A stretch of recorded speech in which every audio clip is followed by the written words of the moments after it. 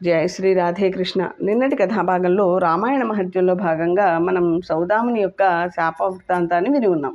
తదుపరి కథను కొనసాగిద్దాం. సౌదామునికి గౌతముని శాపం పెట్టిన తర్వాత సౌదాముడు గౌతమ మహర్షిని విధంగా వేడుకుంటారు. తమరు తాకు శాప నివృత్తి ఎలా జరుగుతుందో తెలియచేయండి అని మిక్కిలి ప్రార్థించగా గౌతమ మహాముని ఈ విధంగా తెలియజేస్తారు. కార్తీక మాసంలో ఈ రామాయణ కథామృతాన్ని 9 రోజులు వరుసగా పారాయణం చేస్తే 12 సంవత్సరాలకి నీకు ఈ రాక్షస జన్మ నుంచి విముక్తి కలుగుతుందని తెలియజేశాడు. అయితే అప్పుడు సౌదాముడు ఈ విధంగా అడుగుతున్నాడు, గురువుగారు ఈ రామాయణం అంటే ఎవరి కథను తెలియజేస్తుంది, ఆ కథను ఎవరు రచించారో అని అడగగా, ఈ రామాయణం మహావిష్ణువు శ్రీరామచంద్రుడిగా జన్మించి రావణాసురుడైన రాక్షసుణ్ణి సంహరించిన కథాఘట్టాన్ని తెలియజేస్తుందని, దీన్ని వాల్మీకి మహర్షి రచించారని తెలియచేసి తపోవనానికి వెళ్ళిపోతారు గౌతముని. ఆ తర్వాత రాక్షస శరీరం ప్రాప్తించిన కారణంగా ఆ విప్రుడికి మిక్కిలి దుఃఖం కలుగుతుంది. తర్వాత అతనికి విపరీతమైన ఆకలి దప్పికలు వేస్తాయి. దాని మీదట అతనికి కోపం పెరిగిపోతుంది. అతను కనిపించిన జంతువుని, పాముల్ని, పక్షుల్ని, సర్పాలను, క్రూర జంతువుల్ని, మనుషుల్ని, వానరాల్ని అవి ఇవి లేకుండా అన్ని జంతువులను కూడా చంపి రక్త మాంసాలు భుజిస్తూ ఉండేవాడు. అతడు కేవలం 6 నెలల కల్లా 100 యోజనల వైశాల్యం కలిగిన ప్రదేశాన్ని అంతా కూడా కలుషితం చేసి అక్కడి నుంచి ఇంకొక చోటుకి వెళ్తూ ఉండేవాడు. ఇలా భయంకరమైన రాక్షస జన్మలో బ్రతుకుతూ ఉండగా ఒకనాడు దైవవశమున అతనికి నర్మదా నదీ తీరంలో గర్గమహాముని అక్కడ రామను జపం చేసుకుంటూ తిరుగుతుండగా అప్పుడు సౌదాముడు అనే రాక్షసుడి విధంగా అనుకుంటున్నాడు, ఈనాటికి నాకు ఆహారం లభించింది అని ఆనందపడి ఆ గర్గమహాముని సమీపించబోగా అతనికి అది సాధ్యపడదు. అప్పుడు అతను మిగులు ఆశ్చర్యం కలిగి ఈ విధంగా అడుగుతాడు, ఏం ఆశ్చర్యము ఓ భద్రుడా, నువ్వు ఎలా రక్షింపబడుతున్నావు? ఈ మహాభయంకరమైన భయాన్ని కలిగించే నా నుంచి నిన్ను ఎవరు కాపాడుతున్నారు? నిజంగానే నిన్ను చూస్తే రాగద్వేషాలు లేని బ్రాహ్మణోత్తముడిలా కనిపిస్తున్నావు. నీవు నా యందు దయతలచి రామకథామృతాన్ని తెలియచేవా? నా పూర్వజన్మ శాప వృత్తాంతం వల్ల 9 రోజులు రామాయణ కథామృతాన్ని గ్రోలితే నాకు శాప విమోచనం కలుగుతుందని మా గురువు అయిన గౌతమ మహాముని తెలియజేసి ఉన్నారు. నా యందు దయతలిచి ఆ రామాయణ కథామృతాన్ని నాకు చెప్పి నా శాప విముక్తికి సహాయం చేయవలసిందని రక్షించమని వేడుకున్నాడు. వేడుకోగా గర్గమహర్షి రామాయణ కథా సమృతాన్ని మొత్తం 9 రోజుల్లో చెప్పగా వెంటనే అతనికి శాప నివృత్తి అయ్యి అక్కడికి శ్రీరామచంద్రుడు దర్శనం కూడా లభిస్తుంది. ఇలా ఈ విధంగా రామాయణ కథామృతాన్ని ఎవరైతే జపిస్తారో వారికి వైకుంఠంకి చేరుతారు. రామాయణ గాథను భక్తితో పఠించే వారికి శీఘ్రంగా గంగా స్నాన పుణ్య ఫలితాలు కూడా పొందుతాయని నారద మహర్షి తెలియజేశారు.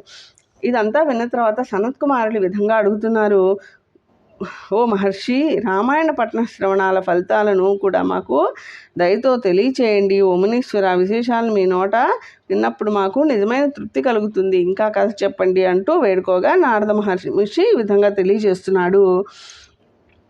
ఎవరంతగా ప్రయత్నించినా శ్రీరాముని మహత్యం గురించి వినడి భాగ్యము అబ్బుట దుర్లభము. ఏ బ్రహ్మవాదులైన మునులు పేర్కొన్నారు. ఋషులారా వినండి.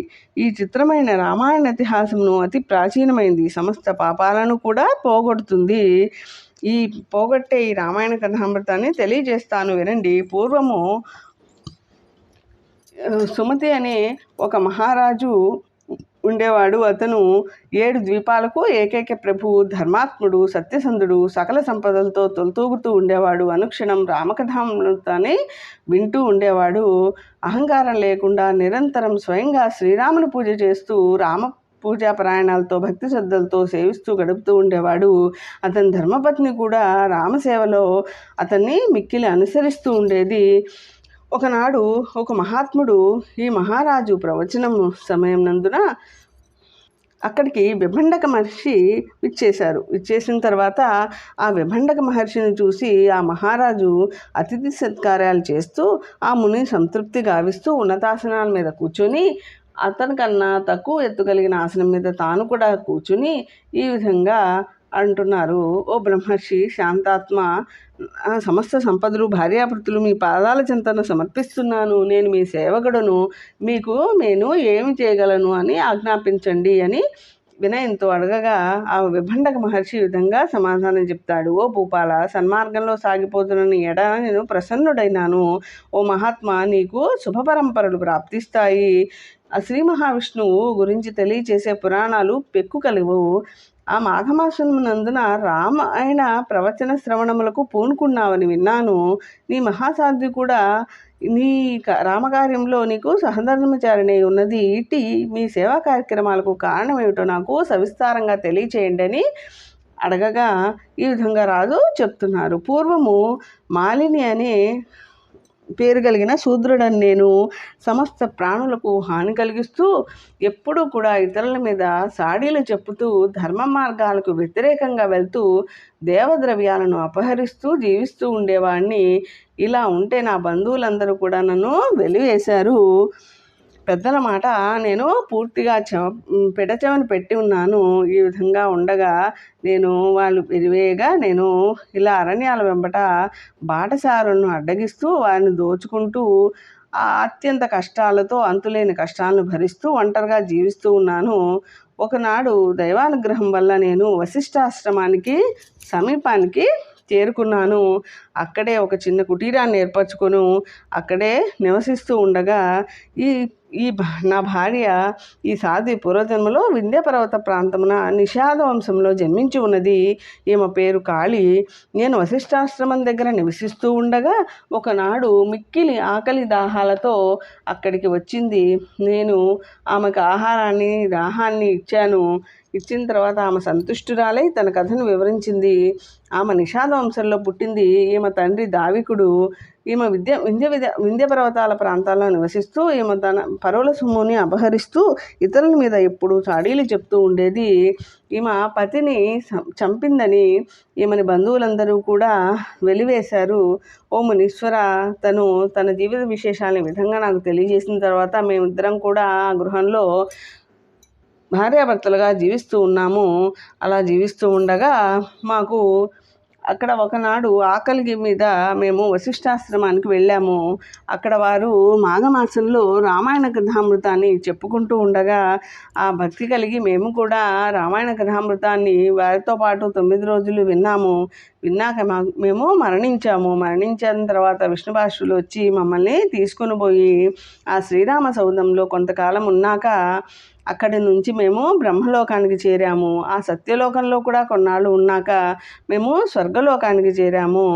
అక్కడ కూడా కొంతకాలం ఉన్నాక ఆ దివ్యభోగాలు అనుభవించిన తర్వాత మేము ఇలా భూలోకంలో రాజకుటుంబంలో జన్మించామని చెప్పి కథంతా చెప్పగా విభండక మహర్షి అక్కడి నుంచి ఆ కథను విన్నాక తపోవనానికి వెళ్ళిపోయాడు. ఈ విధంగా శ్రీరాముని యొక్క కథలు విన్న వాళ్ళకి ఇది కామధేను వంటిది. 9 దినాలు పారాయణం చేసిన వారికి శ్రీరాముని మీద అచంచలమైన గాఢభక్తి కూడా కుదురుకుంటుందని తెలియజేశాడు. అయితే వారి విధంగా అంటున్నారు, ఓ మహర్షి, మాఘమాసాలు కాకుండా మిగిలిన ఇతర మాసాలలో కూడా ఇటువంటి పుణ్యకథను వినటం వల్ల కలుగు ఫలితాలేంటో తెలియచేయవలసింది అడగగా ఈ విధంగా నారద మహర్షి చెప్తూ ఉన్నారు. బ్రాహ్మణ, క్షత్రియ, వైశ్య, శూద్రులు అట్టే స్త్రీలు వీరందరూ కూడా రామాయణ శ్రవణం వల్ల తమ మనోవాంఛ ఫలితాలను పొందుతున్నారు. ఈ మహావ్రత ఫలితాలను కూడా ప్రసాదిస్తోంది. దుస్వప్నాలను నాశనం చేస్తోంది. పర లాభాలను కూడా సిద్ధిస్తుంది. కనుక రామాయణ మహత్యమును ప్రయత్నపూర్వకంగా వినవలెను. అట్టి వారు ఎల్లరూ కూడా ధన్యులవుతారు. పూర్వము కలికుడు అనే ఒక వేటగాడు ఉండేవాడు. అతడు నిరంతరం పరస్త్రీలతో పరద్రవ్యమును అపహరించుతూ ఉండేవాడు. ఎల్లప్పుడూ ఇతరులను నిందిస్తూ ఉండేవాడు. జంతువులను పీడిస్తూ ఉండేవాడు. బ్రాహ్మణులను వేల కొలది గోవులను కూడా హతమార్చాడు. అలా పరుల సొత్తులను అపహరిస్తుండటమే కాకుండా ప్రతిదినము దేవతల ఆభరణాలను కూడా కాజేస్తూ ఉండేవాడు. అతను ఒకరోజు ఆ మహాపాపాలను చేస్తూ అంతు లేకుండా తిరుగుతూ ఉండగా ఒకనాడు ఒక ప్రదేశానికి వచ్చాడు. అక్కడ ఆ నగరం సకల ఐశ్వర్యాలతో తొలతూగుతూ ఉంది. అక్కడ స్త్రీలందరూ కూడా అమూల్య రత్నాభరణాలను ధరించారు. అలా ధరించి ఉన్న తర్వాత ఆ అడవి ప్రాంతంలో అక్కడ ఒక రామమందిరం కనిపించింది. ఆ రామమందిరంలోకి వెళ్ళగానే అక్కడ బంగారు కలశాలు దగదగలాడుతూ చాలా ఆభరణాలు, ముత్యాలు, మణులు పదకబడిన బంగారు నగలు చూసి వాటన్నింటినీ దొంగలించాలని ఒక నిశ్చయ స్థితికి వచ్చాడు. అయితే అక్కడే ఒక విప్రుడు అక్కడ శాంత స్వరూపంగా ఉంటూ అక్కడ రామనామ జపంలో కూర్చొని ధ్యాన నిమగ్నుడై ఉన్నాడు.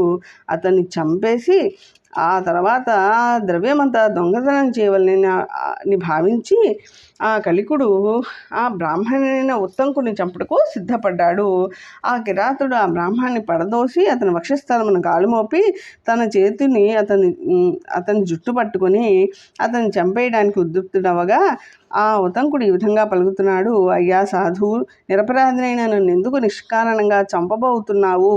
ఈ విధంగా ఎందుకు చేస్తున్నావు? శాంతచిత్తులైన సత్పరుషులు తమ ఎడల విరోధభావం వహించడి మూర్ఖుల యందును సద్గుణమునే చూచి వారి ఎడ శత్రుభావం వహించరు.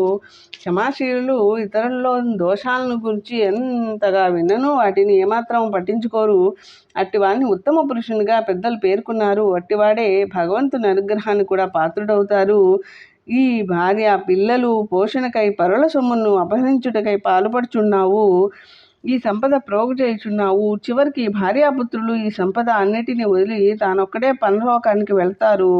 ఈమె నా తల్లి తండ్రి, ఈమె నా భార్య, వీరందరూ నా పిల్లలు, ఈ సంపద అంతా నాది అనేది మమకారంతో జనాలు పిచ్చిగా బాధిస్తున్నావు. ఈ ధనం సంపాదించి పెట్టుతున్నంత వరకే జనులు చుట్టూ బంధుమిత్రులు ఉంటారు. వారి వలన తనకేమీ లాభం లేదనుకుంటే బంధుమిత్రులు అందరూ కూడా వదిలి వెళ్ళిపోతారు. క్రమంగా ఈ లోకంలో ధర్మాధర్మాలు మాత్రమే మనతో పాటు వస్తాయి. కూడబెట్టిన సంపదలన్నీ కూడా అనుభవించి ఎల్లరూ కూడా వెళ్ళిపోతారు.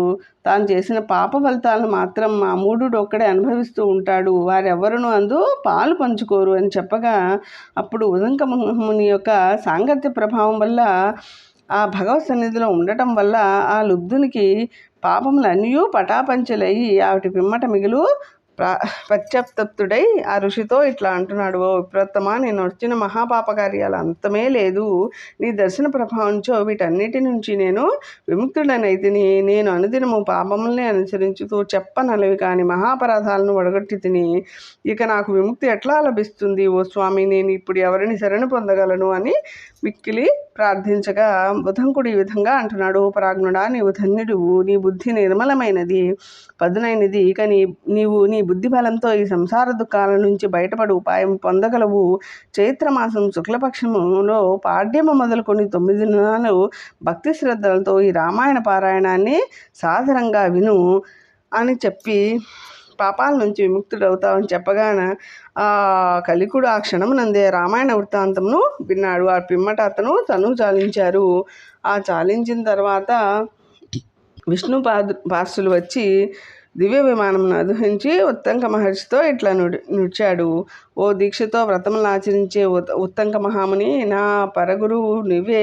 నీ అనుగ్రహం వల్లే ఈ మహాపాతక ప్రమాదాల నుంచి నేను విముక్తుడనైతిని. ఓ మునీశ్వర, నీ ఉపదేశం వల్లే నాలో కనువిప్పు కలిగింది. అందువలన నేను అనుచిన మహాపాపములన్నీ అతి శీఘ్రంగా అంతరించిపోయినవి. ఓ ముని, రామాయణ వృత్తాంతం విని దాని మహిమచే మమకార బంధాల నుంచి నేను బయటపడితిని. మీ కృపచే కథా ప్రభావముల వలనే విష్ణుధామమైన పరమపదమునకు చేరుతున్నాను. ఓ గురుదేవా, నీవు దయా సముద్రుడు, నీ వల్లనే నేను కృతార్థునైతిని అని చెప్పి నా తప్పులు ఏమన్నా ఉంటే మన్నించమని పలికాడు. అలా పలికిన తర్వాత దివ్య కుసుమాలతో ఉత్తంకమునికి పుష్పాభిషేకం చేసి అనంతరం అతడు గురువుని 3 పర్యాల ప్రదక్షిణ కూడా చేసి అక్కడి నుంచి దివ్య విమానం ఎక్కి అక్కడి నుంచి విష్ణుపురానికి చేరుకుంటాడు.